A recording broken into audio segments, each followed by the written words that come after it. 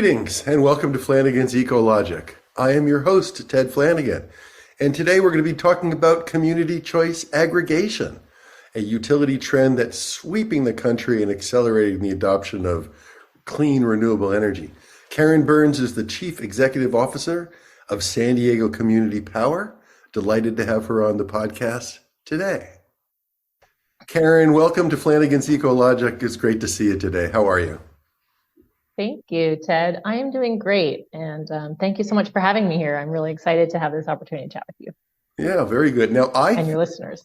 I think you've been at San Diego Community Power for almost a year. Is that right? That is. I joined in mid-April of 2022. So coming up on a full year in April. And I know when we started out by chatting, you're really busy. How is it going? We're still really busy, but it's going great. There have been lots of challenges, lots of stakeholders to engage, lots of opportunity. And it's like a little bit like having a big blank slate to build really impactful programs to get to 100% clean energy and do so in a way that's both inclusive and equitable. So an amazing mission that we've put, that we're focused on, and just really meaningful work. It's so broad. So let's help out the people that don't know anything about community choice aggregation. Here's a new utility model where cities kind of get together and say, we want to buy clean power on the market ourselves. We don't want to rely on our utility to do that. Is that right? And then the power still flows in on the utility distribution system, right? Yeah. So I'll explain it because, CCAs are really this fascinating mix of a government agency, a nonprofit mission-driven organization, and an energy company, which is also subject to the risks and opportunities of global energy markets. So we're in effect all three. And with that comes with incredible opportunity as well as challenge. Our focus to date has been on the power procurement side. So all the energy we buy, the clean energy we buy, does still run through the poles and wires, if you will, of SDG&E. They also provide the billing system. And then programs have historically been with SDG&E, and over the next, we'll start to see those evolve, where we're starting to run programs of our own. Our programs will expand significantly in the coming years. It's a really exciting space. And so that's sort of how it works. And I would say if I had to, line out the benefits of this new model, the first is really local choice. So for the first time in 100 years, San Diego has a choice as to where they get their energy from. And that creates competition, which will in future help control costs. The second is really environmental benefits. So we, in alignment with many city climate action plans, are aiming to reach 100% clean and renewable power by 2035 or sooner. And in doing that, we currently offer our two services, a 55% renewable product and a 100% renewable product. And then how would that compare? I would say that how does that compare to the grid? How does that compare to San Diego Gas and Electric's? So SDG&E currently has this year a 45% product. It may be reducing in the coming years. I'm not sure what they're doing. So you're exceeding there. Even your lower level is exceeding in terms of the renewable percentage. Yes, even our base product is higher, and it's a lower cost. Yeah, and it's lower cost. So better product, lower cost. The other benefits are like our customer focus. So we really keep customers at the heart of what we do as opposed to shareholders. And so that influences how we make decisions, influence what matters to us, what programs we'll roll out. And, just making sure that we're reflecting that. And also like the broad diversity of our customer base. Who have different experiences, different needs, and different perspectives. And the last thing we can do is innovate. That's really going to be exciting in the years to come. We're out of startup mode, we're into scaling mode. And as we level off, which we'll talk about, how we're growing in this exponential growth path we've been on, we're going to then have a moment to pause and really think through how we innovate, how we don't have to we can leapfrog old technologies, we can think about new ways of doing things, and we're not having to unwind the past, we can just create the future. So that's another really exciting benefit of being a new CCA in the market. Totally exciting, and you sound like just the right person. Let's back all the way up in your life. I know you. I think you went to Duke as an undergraduate, but where were you born and raised? Where's home? Yeah, so like my story is really, one of this super shy introvert turned global nomad turned mission-driven clean energy executive, and it starts growing up in a small beach town in central New Jersey on the East Coast. Not too unlike some of the coastal communities here, which has been a really nice experience for me. But I was incredibly shy as a child and painfully shy. And I know you're looking like, what? Yes, Yeah, so what? shy. It was, Not the Karin oh I yeah, know. hiding behind the mother's legs, like when a relative would come over. I mean, it was really painful. And in school, though, that resulted in my being teased, taunted, and often bullied. I was the easy target, sensitive, and I was really shy. And so I delved into academics and into books as like sort of something I could control, something quiet, a nice refuge. Stole myself away in nature, long walks in the woods, tree climbing, fort building, frequent visits to the ocean. And I brought home 1,000 different pets. My poor mother would be like a centipede one day and a stray cat the next. And she was like, when is this going to stop? But, and so that was sort of my initial exposure. And then two things happened that really changed the course of my own history. The one was I got exposure at an early age to major environmental issues firsthand as a teenager growing up on the beach and watching all the toxic waste from New York City roll up onto our shores. And so during that time, I launched our high school's first environmental club to bring awareness to those issues and other also environmental issues arising at that time. And the next sort of formative moment was a trip to Spain I took with my high school Spanish class, where suddenly this world of books and stories that I had lived in for so long collided with the real world. And I started living my own adventure. And that got me hooked. And so then during and after college and after graduate school, I went on to travel the world. I lived in India, Brazil, Indonesia, China, Europe, the Middle East, traveled to 20 countries, learned to speak 6 languages, made friends from every corner of the globe, and had like awesome adventures in the process. Like I was kind of reflecting on that. I was like, I accidentally scuba dived with a bunch of barracuda in Oman. Like I celebrated in a Brazilian carnival. I traveled the length of India by bus and train from Manali to Trivandrum. And I survived a political coup in Indonesia. I was evacuated to Australia for a month. And I ate more chicken feet than I ever want to remember.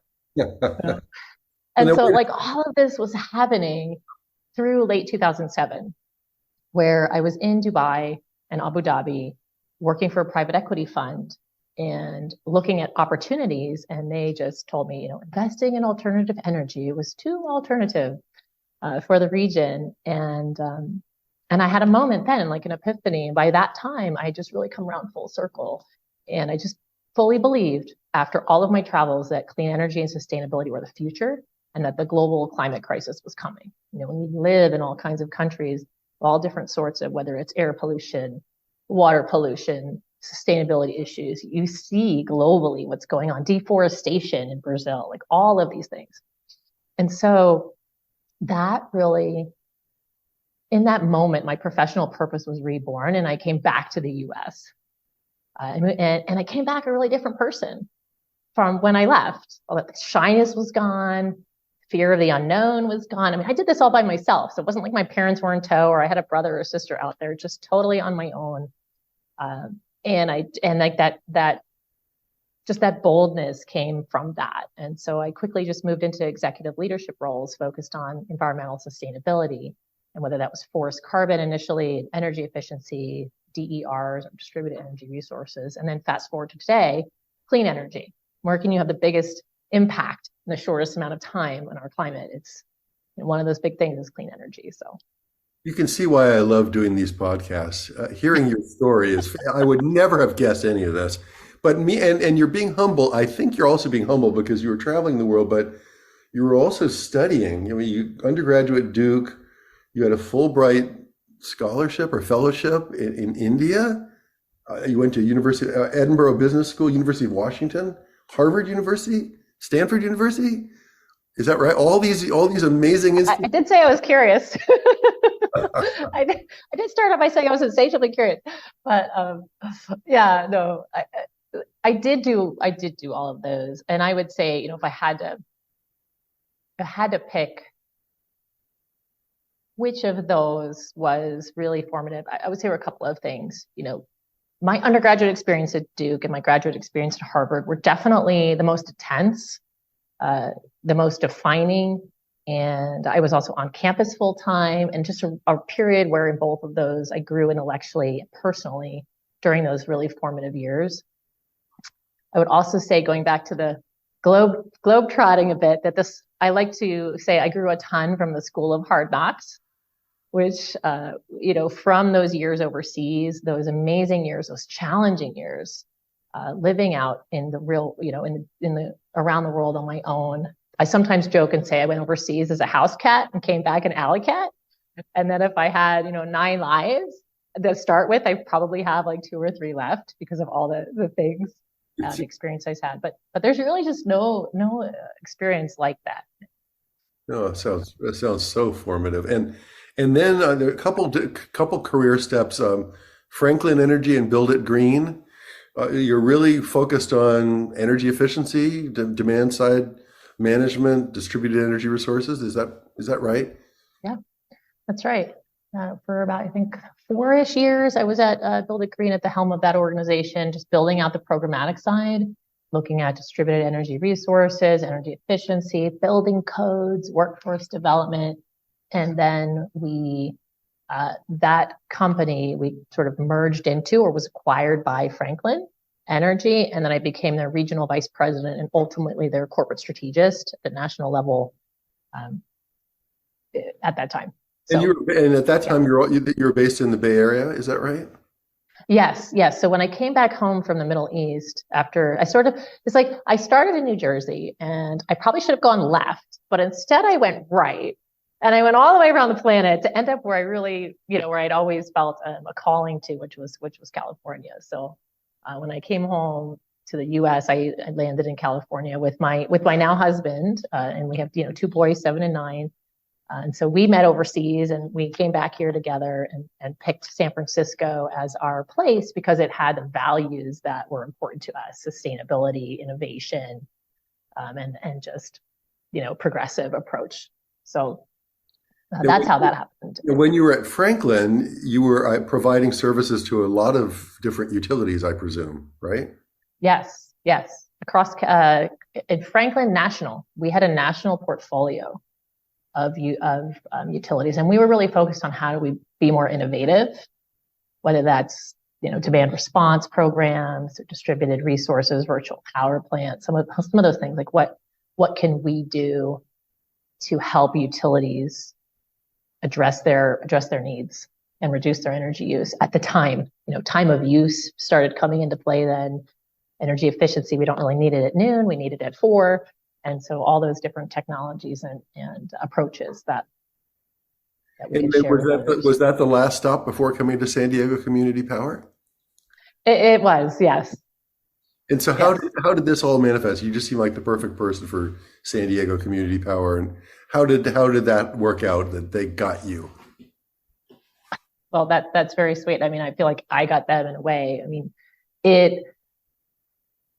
I had just started feeling like I was ready for another move. I had been the CEO, then I had gone in and become a regional vice president and national corporate strategist, and I was ready to go back to thinking about leading an organization. I had time to reflect on my own leadership and grow during that period. And an opportunity came to me, and I looked at it. I'm like, oh, San Diego. I don't know, but because I was, quite doing just fine up in the Bay Area. But as I started looking at the opportunity to build and scale an organization, love doing that, to amp it with values and mission. And so, specifically our mission to get to 100% clean and renewable energy, but also our work around building a culture that's really conducive to JEDI, justice, equity, diversity, and inclusion.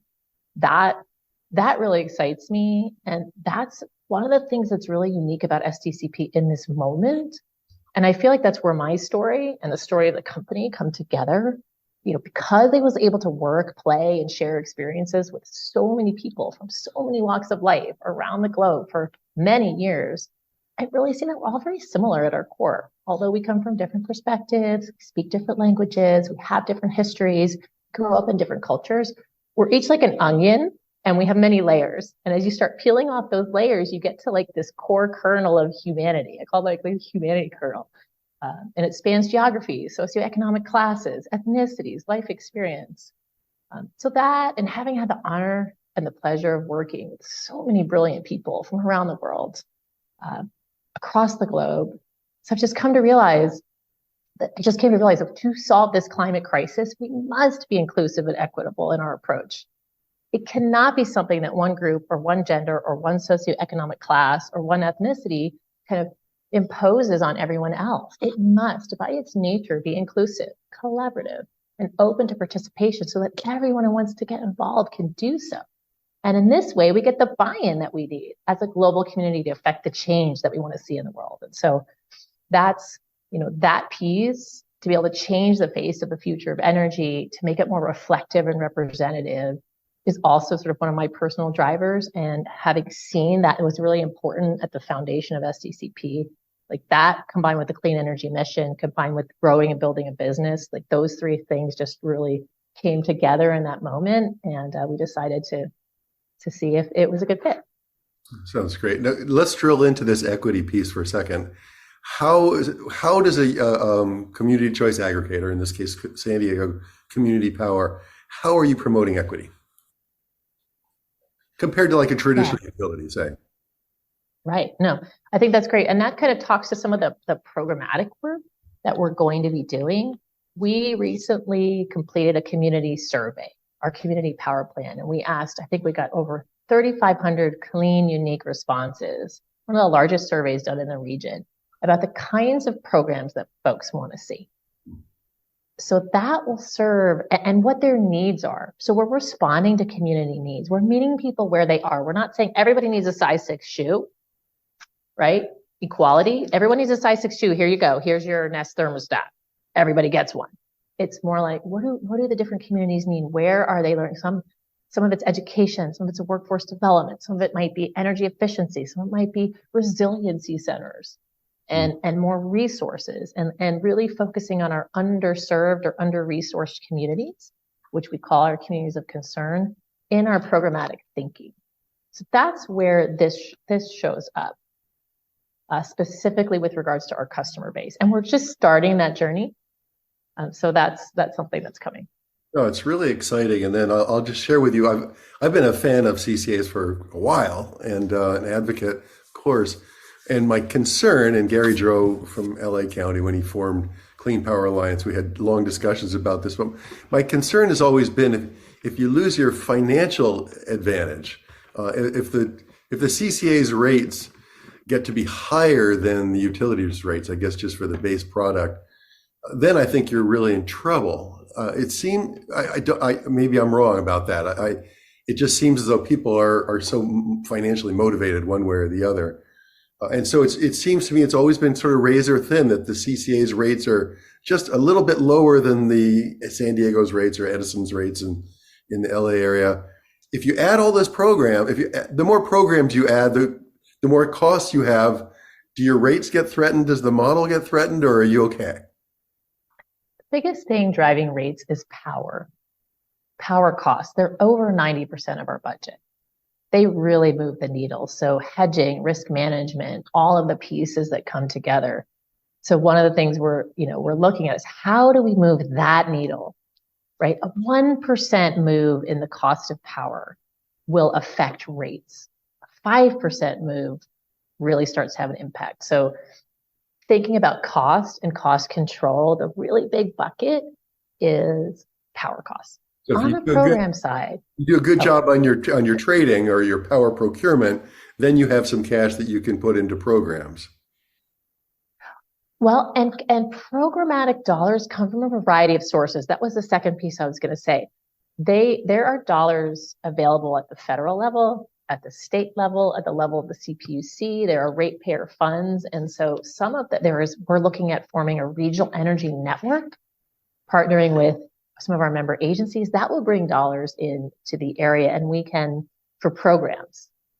And so those are tens of millions of dollars, some of these available areas. And then yes, as we build our reserves, which we are doing this year, we've had many board meetings and conversations about that. We are building our reserves so that we can lay that strong fiscal foundation. And when that's done, we will be able to divert more funds of our net income into programs. But that's only going to be a slice of the dollars that will be available that we can access as a state as a member agency. I'm sorry, as a joint powers authority consisting of member agencies. Let's go back to scale. You mentioned it a while ago, and part of your job is to build this out. Is there an optimal scale, or is it every city within the San Diego County, or where you headed with scale? Oh, world domination. No, just kidding. No, not going there. Not going. Great question. We were actually, so we have our founding 5 members, cities of La Mesa, Chula Vista, Imperial Beach, Encinitas, and City of San Diego. This spring, we're enrolling 2 more member agencies, National City and the unincorporated areas of San Diego County. That will add over 200,000 meters, so customer meters, to our organization. So we're about 770,000 now-ish, 750-ish. We will be over 900,000, approaching 1 million meters by July of this year. So a couple of years ago, we were a $15 million company. We're about to become a $1 billion energy company in a matter of several months. So that's sort of the growth. I think at that point, we should probably pause and just, think about and make sure everything's running smoothly, make sure all our operational processes are solid and in place, optimize the company that we have, and then cities in the county will reach out to us and we may reach out to them. And I think so long as they share our mission, our values, and our goals, at some point in the future, in conjunction with the board, we'd be happy to speak to them about joining. Yeah. So what would you say right now is your biggest challenge at being at the helm of it? The challenge is, there's a couple of things. I said the biggest would be the power business, the power market risk. And we do an excellent job. This team does an amazing job. We have such talented people here. But that is over 90% of our budget. That moves the needle. So if we're talking about risk and challenge, that's it. I would say, one of the challenges that we have is just, we are a public agency. So we are very transparent and open relative to our competition, right? Our board meetings are public. So our competition has access to everything about our operations. So imagine that, if you had 2 private sector companies competing with one another, and one of them always had to tell the other exactly what it was doing, its strategy, its financials, how much it paid its team members, and the other one had to do absolutely none of that. That's the space we operate in as a public agency. So that can show up and be challenging. People don't always see that, right? Yeah, they don't never thought about that, but it makes a lot of sense that would be very, very difficult to, you are competing. I mean, you're a different model, but it's you're taking away some of the functionality that's traditionally been for the utility. So that could see how that would be very difficult. That's true. Yeah. So then, how do you? Are you just working your butt off? How do you maintain a balance? You mentioned that you've got some kids, 7 and 9. You said the boys, maybe. I do. Yes. The ever elusive work-life balance question, right? I would say you probably have that's a good one. Probably have the secret. I don't know. That's expecting a lot. I would say a couple of things. Being high energy really helps, and insatiably curious. And having that amplified by work that's really meaningful kind of takes away from the grind, because everything we're doing moves us closer to a really meaningful common goal. So that's the first thing, is just love what you do, because then you don't work much, if that makes sense. But I also try to turn it off, like on the weekends, after hours, so that I can be present with the family, with my family, right? And if I'm being honest about it, that doesn't always work. There are times when a call comes in or I've got to work, et cetera. But I try to set that example, and I try to set it for the team, because a lot of my colleagues have families too. And so we want to recognize and empathize that we all have lives outside of work that should be lived, right? It's no fun to work all the time. But that's always kind of a work in progress, I think, of finding that balance. Yeah. And then the other thing, the last thing I'd say, is just working with such an amazing group of people and such a talented team, and that we're supportive of one another. And so that's important. So having the support at the executive level, also having the support of my husband, who is a stay-at-home dad. So we have our own, a unique situation, and he's been there as a stay-at-home dad for the past 3 years for our 2 boys. So he's able to be present with them most times. He's coaching sometimes their sports teams. He takes them camping on weekends, which is when I get a break, like a spa break kind of a thing. But they're really growing up super close to their dad, and that's so special and so rare. And so that's one of the ways we have found a balance for the family. Well, it sounds really great. And the way I'm sure you're developing that culture at San Diego Community Power. I mean, you came in, you joined a great team, but I am sure I met some of your staff with you when I met you some months ago, and you're obviously influencing that. And the sensitivity you bring to the table. I love that you talk about the humanity kernel, and your world travels. My world travels. I've come to the same conclusion that 99% of everybody, they're just really good at the core, really good at the core, and honoring that and sort of working with that. So really good stuff. Well, thank you so much for being on the podcast and sharing your insights, and congratulations on all your successes. We'll look forward to hearing about more successes in the future. Yes, thank you also. Interview me again in a year. We'll have a whole lot more to say and a whole lot more to talk about. I thank you so much for this opportunity. It's been great to chat with and just share more about SDCP and my journey to this point, and the connection between the two with your listeners. And please check us out on our website, on our LinkedIn, on all of our different social media handles. And always welcome and happy to hear from folks. Organization on the go and a leader on the go. Thank you so much. Have a great afternoon. Thank you. That's it. Thanks for listening to Flanigan's Ecologic. We'll see you next time.